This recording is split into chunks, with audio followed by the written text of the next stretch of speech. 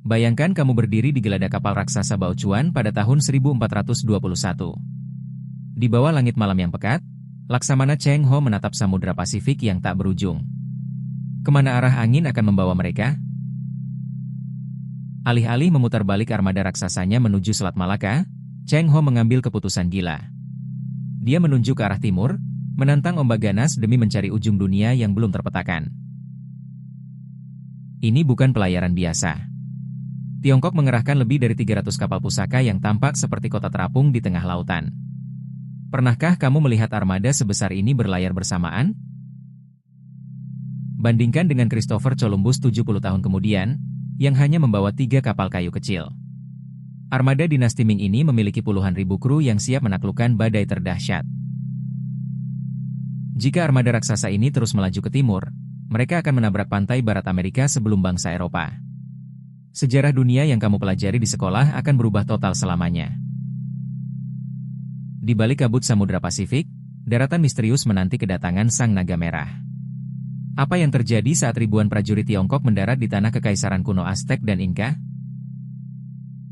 Bayangkan kamu berdiri di pesisir California tahun 1421.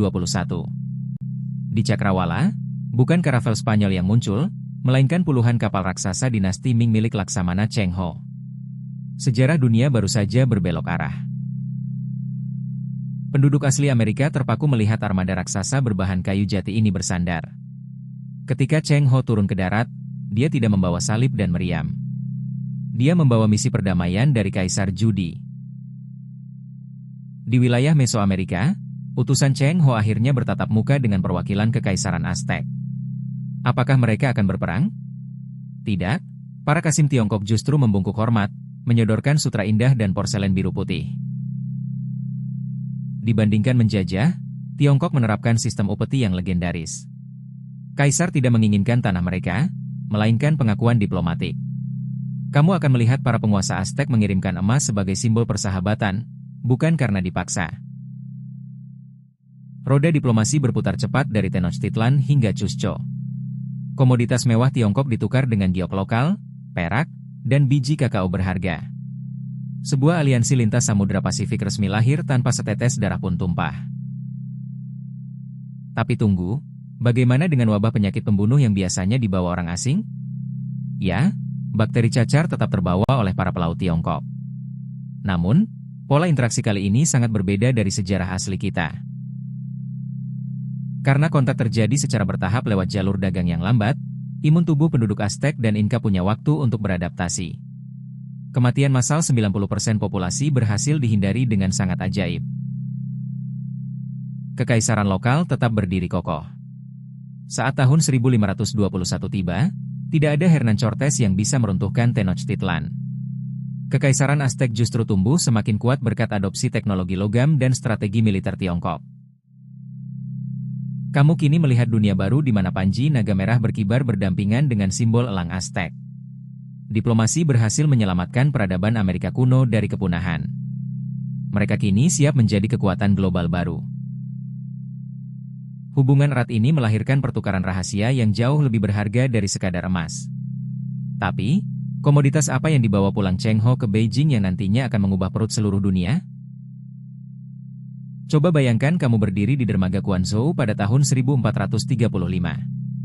Ratusan kapal kayu raksasa bersiap membentangkan layar sutra merah mereka. Mereka tidak menuju India, melainkan menyeberangi Samudra Pasifik menuju pelabuhan baru di benua Amerika. Sekarang, emas melimpah dari pegunungan Andes dan perak Tenochtitlan tidak lagi berlayar ke Madrid. Semuanya mengalir deras langsung ke kas Kaisar Xuande di Beijing. Spanyol bahkan belum sempat memimpikan kekayaan ini. Di Tenochtitlan, para juru tulis Aztec tidak lagi memahat batu kasar. Mereka mulai menulis sejarah mereka di atas kertas serat murbei halus kiriman dinasti Ming.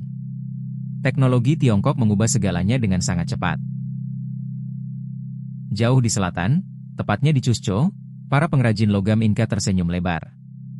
Mereka mempelajari teknik peleburan besi Tiongkok untuk menciptakan perkakas pertanian yang jauh lebih kuat. Apakah senjata mereka juga ikut berevolusi? Tapi barter ini terjadi dua arah.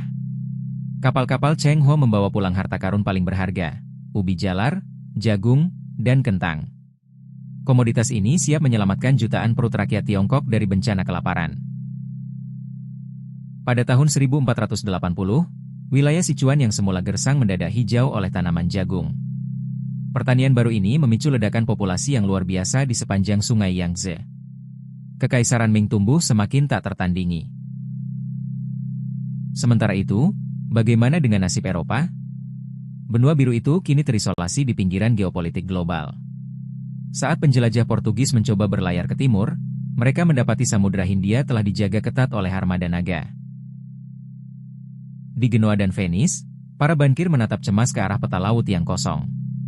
Tanpa pasokan perak Amerika yang melimpah, ekonomi Eropa tersendat tanpa bahan bakar. Mereka terkurung dalam bayang-bayang kemiskinan.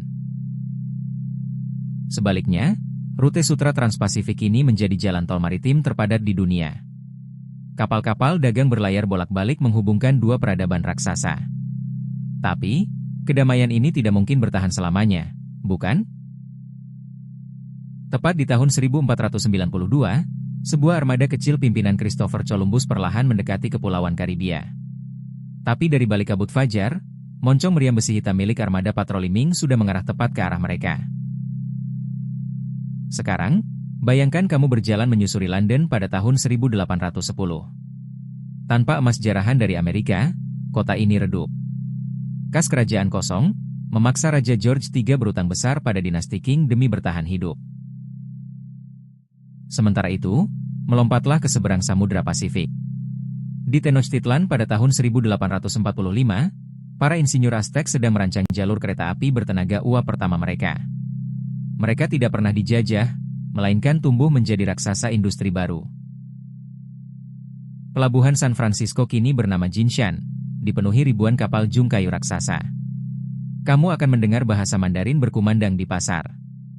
Bahasa ini resmi menggantikan bahasa Inggris sebagai lingua franca perdagangan global sejak tahun 1860. Bagaimana nasib Eropa? Tanpa batubara yang dieksploitasi dengan modal jarahan, revolusi industri di sana layu sebelum berkembang. Paris dan Madrid menjadi kota pelabuhan kelas 2 yang bergantung pada belas kasihan armada dagang Beijing.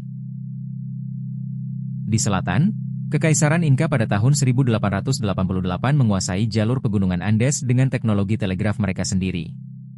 Kaisar Inka mengirim duta besar ke Nanjing untuk menandatangani fakta pertahanan bersama. Dunia kini benar-benar seimbang. Pernahkah kamu membayangkan Amerika Utara tanpa Amerika Serikat? Di peta tahun 1900, wilayah itu dikuasai Federasi Iroquois yang makmur. Mereka mengimpor persenjataan modern langsung dari galangan kapal Guangzhou untuk menjaga perbatasan mereka. Tahun 1915 menandai perayaan besar di Nanjing. Pameran teknologi dunia memamerkan mobil listrik pertama rancangan insinyur Tiongkok dan baterai tembaga buatan Peru. Pax Sinica menjamin stabilitas global tanpa adanya perang dunia yang destruktif. Anak-anak di Berlin dan Roma kini harus menghafal ribuan aksara Hanzi sejak sekolah dasar. Tanpa menguasai bahasa ini, mereka mustahil mendapatkan pekerjaan di kantor pos atau pelabuhan dagang internasional yang dikuasai Kongsi Dagang Asia. Abad ke-20 pun berjalan damai di bawah bayang-bayang bendera naga kuning. Tidak ada kolonialisme brutal di Afrika, karena kerajaan lokal berdagang langsung dengan Tiongkok. Inilah peradaban modern alternatif yang seimbang dan tanpa hegemoni Barat. Tapi, jika dunia alternatif ini begitu makmur dan damai, mengapa peta sejarah kita hari ini tidak seperti itu? Rahasia kelam apa yang terjadi di Istana Kaisar Beijing hingga menghancurkan mimpi besar ini? Namun, sejarah nyata kita menempuh jalan yang jauh lebih sunyi. Pada tahun 1433, Kaisar Zhu Gaozi tiba-tiba memerintahkan seluruh armada raksasa Cheng Ho ditarik pulang ke Beijing. Kebijakan isolasionis melanda dinasti Ming.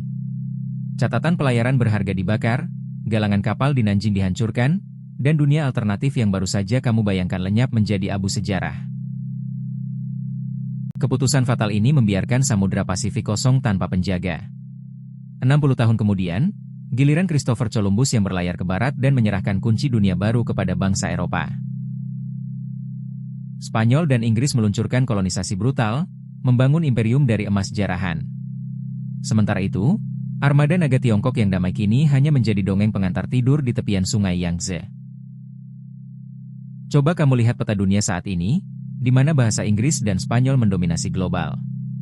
Semua ini terjadi hanya karena satu keputusan kaisar yang takut akan pengaruh dunia luar. Jika armada naga Cheng Ho menetap di Amerika dan tidak pernah pulang ke Nanjing, akankah kamu hari ini menulis dengan aksara Han? Tulis opinimu di kolom komentar sekarang. Satu hal yang sering kamu lupakan adalah perbedaan motif. Cheng Ho berlayar untuk menunjukkan keagungan kaisar, bukan menjajah demi emas seperti Columbus. Ini berarti, andai armada naga merah ini yang tiba lebih dulu, sejarah Amerika mungkin tidak akan ditulis dengan genosida, melainkan dengan asimilasi budaya dan perdagangan yang damai. Pada akhirnya, teknologi sehebat apapun tidak akan mengubah dunia tanpa adanya hasrat rakus untuk menaklukkannya.